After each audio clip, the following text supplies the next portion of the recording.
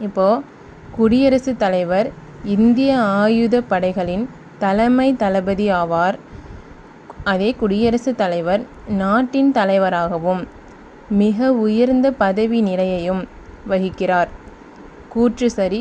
காரணம் கூற்றிற்கான சரியான விளக்கமாகும். 10th question. இந்திய உச்சநீதிமன்றம் பற்றிய பின்வரும் எந்த கூற்று சரியானது அல்ல?